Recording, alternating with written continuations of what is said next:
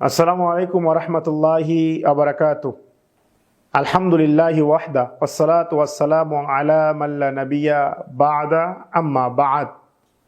যাবতীয় হামদ সানার পরে ইউনাইট টিভির পক্ষ থেকে সকলকে আন্তরিক মোবারকবাদ এবং শুভেচ্ছা জানিয়ে আমার আলোচনা শুরু করছি। আমার সংক্ষিপ্ত আলোচনার বিষয় জানাজার সালাত আদায়ের পদ্ধতি। সম্মানিত দর্শক শ্রোতা মণ্ডলী, জানাজা একটি অত্যন্ত গুরুত্বপূর্ণ বিষয়। আমরা যখন পৃথিবী থেকে মৃত্যুবরণ করে চলে যাই, এরপরে আমাদেরকে জানাজা করানো হয়। তো এই জানাজার পদ্ধতিটা আমাদেরকে জানতে হবে। এই জানাজা নিয়ে আমাদের সমাজে বিভিন্ন বিভ্রান্তি সৃষ্টি হয়, সেটা আপনার সামনে ক্লিয়ার করতে চাই। জানাজা হাদিস থেকে বোঝা যায় 4 তাকবীর থেকে শুরু করে 9 তাকবীর পর্যন্ত জানাজা সালাত আদায় করা যায়।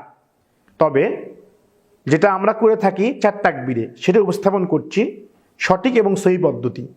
সেটা হচ্ছে, প্রথমে কিবলামুখী দাঁড়িয়ে, যদি মাইয়াত যদি কি হয় পুরুষ হয় তাহলে তার বুক বরাবর দাঁড়াবে, আর নারী হলে তার মাঝ বরাবর দাঁড়াবে।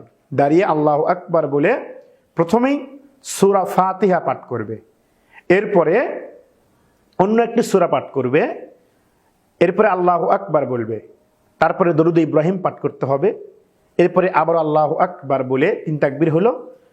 মাইয়াতের জন্য দোয়া, যেই 2টি দোয়া রয়েছে, এই 2টি দোয়া, এবং যদি শিশু বালক হয় বা বালিকা হয় তাদের জন্য যেই দোয়া শিক্ষা দিয়েছেন, এই দোয়া পাঠ করে আল্লাহু আকবার বলে ডান দিকে এবং বাম দিকে সালাম ফেরানোর মাধ্যম দিয়ে আমরা আমাদের সালাতটাকে সম্পূর্ণ করতে পারবো, জানাজার সালাত।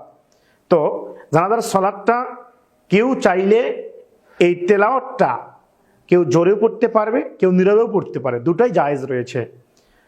তবে একটি বিষয় বলতে চাই, সেটা হচ্ছে জানাজার সালাতে আমাদেরকে সূরা ফাতিহা পাঠ করতে হবে। এটা নিয়ে বিভ্রান্তি রয়েছে। আল্লাহ রাব্বুল আলামিন আমাদেরকে এই বিষয়গুলোকে বুঝে জানাজার সঠিক পদ্ধতিতে আদায় করতে আল্লাহুম্মা আমিন। আসসালামু আলাইকুম ওয়া রাহমাতুল্লাহি ওয়া বারাকাতুহু।